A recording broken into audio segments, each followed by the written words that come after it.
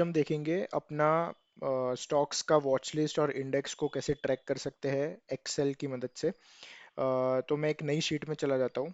यहाँ पे कोई भी कंपनी सिलेक्ट करनी है, जैसे कोई भी कंपनी का नाम एंटर कर दो, H D F C bank. ठीक है, और फिर यहाँ पे डेटा में चले जाओ, सेल के बाहर आ जाओ और फिर से सेल के ऊपर क्लिक करो, और उसके बाद ये स्टॉक्स के ऊपर क्लिक करना है। फिर यहाँ पे आपको डेटा सिलेक्टर से बहुत सारे ऑप्शंस दिखेंगे।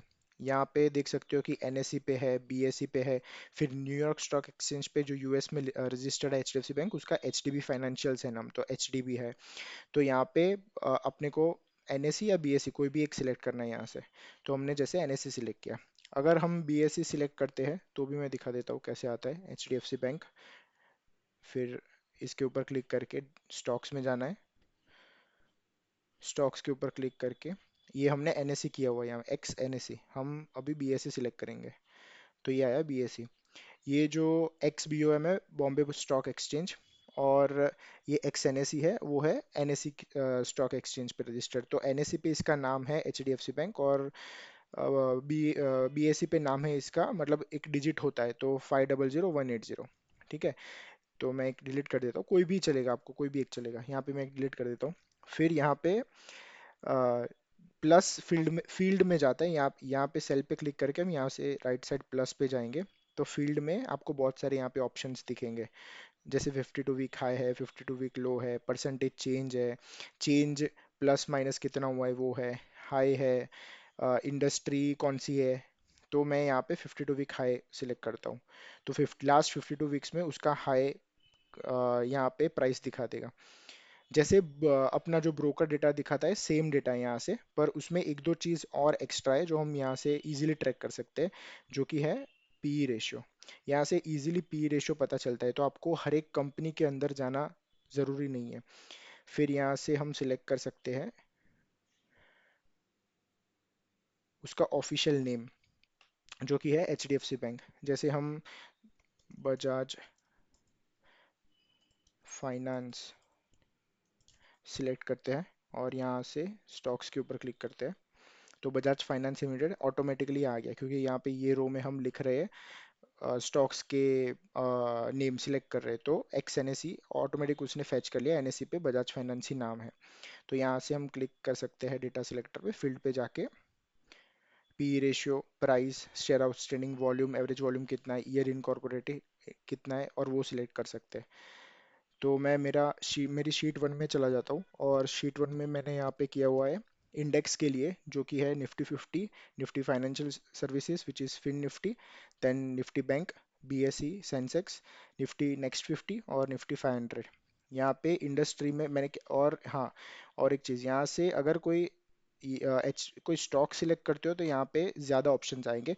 अगर हमने कोई जैसे निफ्टी 50 सिलेक्ट किया है, जो कि एक इंडेक्स है, तो इंडेक्स में इतने सारे ऑप्शंस नहीं आएंगे। इंडेक्स में सिर्फ इतने ही ऑप्शंस होंगे, क्योंकि इंडेक्स में कभी पी रेशियो नहीं होता है। होता है पर वो एवरेज आपको कोई एनएससी की वेबसाइट या दूसरी वेबसाइट्स पे मिल जाएगा उसका combined P ratio of the 50 companies, top 50 companies in India. तो यहाँ पे कंपनीज में ज़्यादा ऑप्शंस आएंगे एज कम्पेयर टू इंडेक्स, बस ये चीज़ याद रखनी है। और यहाँ पे मैंने क्या किया है, इंडस्ट्री, तो यहाँ पे मैं दिखा देता हूँ इंडस्ट्री कैसे जाते हैं। जैसे बजाज फाइनेंस है, तो यहाँ पे जाके मैंने इंडस्ट्री पे क्लिक किया, तो नेक्स्ट कॉलम में आएगा बैंकिंग सर्विसेज। जैसे बजाज फाइनेंस बैंकिंग सर्विसेज में है, अभी हम आईटीसी सिलेक्ट करते हैं, और सिलेक्ट, और हम आईटीसी में भी देखेंगे उसका इंडस्ट्री कौन सा है। तो ये है फूड एंड टोबैको। तो अकॉर्डिंगली आपको जैसे चाहिए वैसे नेक्स्ट नेक्स्ट कॉलम करेंगे, तो नेक्स्ट नेक्स्ट कॉलम में वो चेंज परसेंटेज आ गया, जैसे हाई आ गया उसका। फिर हेडक्वार्टर किधर है वो आ गया, तो हेडक्वार्टर का एड्रेस पूरा आ जाता है। तो आप यहाँ से इजीली फील्ड में जाके कोई भी अपना जो भी पसंद है आपको, जो भी आप ट्रैक करना चाहते हैं, वो यहाँ से ट्रैक कर सकते हैं। तो मुझे जितना चाहिए वो मैंने यहाँ पे किया हुआ है। तो इसका फ़ायदा ये है कि जैसे आपको कोई एक पर्टिकुलर सेक्टर देखना है, जैसे बैंकिंग सर्विसेज, तो यहाँ पे फिल्टर अप्लाई करके यहाँ से आप डायरेक्टली बैंक एंड सर्विसेज में जाके सिर्फ बैंक्स देख सकते हैं, यहाँ पे जितनी भी वॉच लिस्ट में आपने डाली होगी। और सिलेक्ट ऑल करके जैसे एरोस्पेस एंड डिफेंस हमको सिर्फ चाहिए, तो एरोस्पेस एंड डिफेंस में जाके अपोलो माइक्रो सिस्टम्स लिमिटेड, तो इंडस्ट्री वाइज भी आप ट्रैक कर सकते हैं। और यहाँ पे ये है उसका P ratio, beta, volume, volume average, जो ये सब मैंने उसमें फिल्टर में ऐड ऑन डेटा में जाके ही ऐड किया हुआ है। अभी यहाँ पे मेरे पास 52 वीक हाई और 52 वीक लो का डेटा है। तो मैंने यहाँ पे क्या किया है कि 52 हाई लो मतलब ये 52 वीक लो से 52 वीक हाई का डिफरेंस कितना है, मतलब कितने परसेंटेज अप है 52 week high in comparison of 52 week low. तो यहाँ पे उसका डेटा है कि 18,837 जो लो था उससे हाई अभी, मतलब अब करंट प्राइस नहीं, 52 वीक हाई जो कि कल ही था, तो 52 वीक हाई वो 34.14% अप है। फिर यहाँ पे मैंने लिखा है कि 52 प्राइस हाई, तो इसका मतलब है 52 वीक का जो प्राइस है हाई, तो ये वाला 52 वीक हाई प्राइस है वो करंट मार्केट प्राइस से कितना ऊपर है, मतलब अभी का करंट मार्केट प्राइस और वाइस वर्सा, क्योंकि यहाँ पे नेगेटिव परसेंट है तो मैं ऐसे नेगेटिवली बोलता हूँ स्टेटमेंट कि 52%, 52 वीक का हाई है उससे अपना करंट मार्केट प्राइस कितना लो है, तो है 0.12%।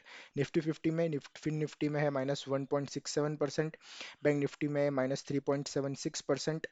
तो वैसे कैलकुलेट किया है यहाँ पे। और फिर अभी का जो करंट मार्केट प्राइस है वो 52 वीक लो से कितना ऊपर है वो यहाँ पे मैंने कैलकुलेट किया है।